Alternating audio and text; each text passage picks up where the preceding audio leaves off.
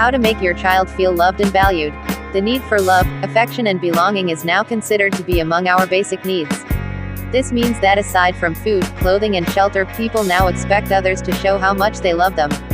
Kids are not an exception in this feeling of wanting to be loved, but many parents struggle to find the best way to really show how much they love and value their children. If you are one of these parents that find it difficult to convince your children that they are loved and valued, this post is meant for you. From this post, you will get ideas on the things you can do to show how much you love your child. How to make your child feel loved and valued. Wake your child up in a lovely way. According to research, there are 9 minutes in the day that influence the mood of children, so parents are advised to take advantage of these minutes to show how much they love and value their children.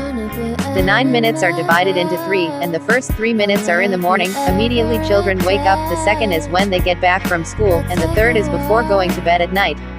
To take advantage of these minutes, check in with your child first thing in the morning, and do something as simple as kissing his or her forehead to wake up him or her. You can also nudge his or her shoulder or play your child's favorite song as you enter his or her room to wake up him or her. You may not be around in the afternoon to receive your child back from school, but before going to bed at night, spend time together with your child to show some love. You can tell bedtime stories or read a book to him or her before sleeping. Find what works best for you and your child. Be creative with how you use these 9 important minutes with your child. Say, "I love you," often. You may assume that because you have enrolled your child in one of the best schools in Nigeria and that you take proper care of your child, he or she would feel loved and valued. This assumption is wrong, as until they get to their teenage years, most children don't realize the efforts put in by their parents to care for them. For this reason, as you are caring for your child by giving him or her a quality education and providing for his or her needs, you also need to say the words out loud, for your child to know that you love him or her. Saying, "I love you," as often as possible can never be too much, as long as it comes from your heart. Say, "I love you," often. You show up at important school events. Schools usually hold lots of events in a calendar year, and at these events, some students are asked to do a presentation or performance. Such students like it when their parents are in the audience cheering them up, as it allows them to impress their parents. Even if your child isn't among the performers, seeing you attend school events makes your child feel loved and valued.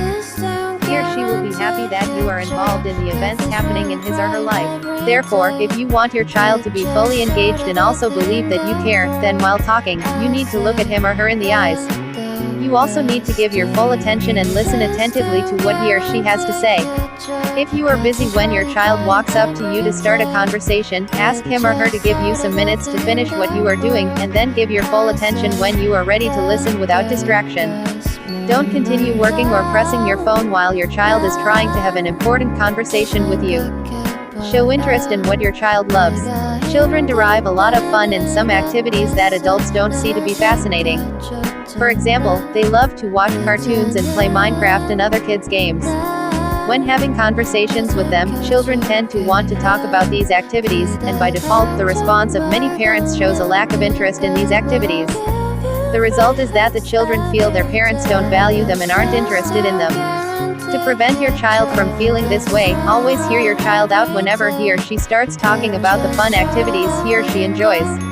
Allow him or her to talk about how he or she eventually finished a challenging level in a game. By showing passion in what your child is passionate about, he or she will feel loved and valued. Learn your child's love language. Many parents try hard to show they love their children, but yet it appears their children don't seem to appreciate all they do. They conclude that the children are ungrateful, but most of the time, that's not the case. The issue is that such parents have not taken the time to learn their children's love language. In other words, they are doing random things to show love to their children, without taking the time to understand what their children really love. Dr. Gary Chapman and Dr. Ross Campbell published a book titled The 5 Love Languages, where they explained 5 distinct love languages. These love languages are physical touch, words of affirmation, quality time, gifts and acts of service. They advise parents to observe each of their children and show love in the language that each child prefers. It can be physical touch like cuddling, it can be giving kudos and compliments, it can be saying, "I love you," daily, it can be buying gifts, and it can also be having exclusive bonding time together. Whatever the language your child loves, speak it as often as you can. Support your child when he/she makes a mistake. As your child keeps growing up and facing the challenges of life, he or she will make some mistakes, but as the parent, you must support your child during this period. Let your child know that we all make mistakes and encourage him or her to move on. Don't make him or her feel bad. By supporting your child when he or she makes a mistake, he or she will feel loved and valued at the same time, and this will help improve his or her confidence level. The child also becomes resilient. Fulfill your promises. Kids don't like it when their parents promise them something but get denied when it is the time to fulfill the promise. Aside from the fact that it makes them very sad, they see it as a breach of trust. Moreover, after several broken promises, they conclude that their parents are unreliable and not trustworthy. Therefore, in order not to get a bad label from your child, always fulfill your promises. If you promise to take your child to the zoo or to visit the amusement park, do it. If you can't fulfill your promise because of a good reason, have a conversation about it with your child. Don't just keep quiet after failing on a promise, as if nothing went wrong. In summary, the same way you view basic needs such as food, clothing and shelter as something you must do for your child, showing love to your child should be seen in the same light. The points highlighted above would help you navigate numerous ways on how to make your child feel loved and valued, without running about of ideas.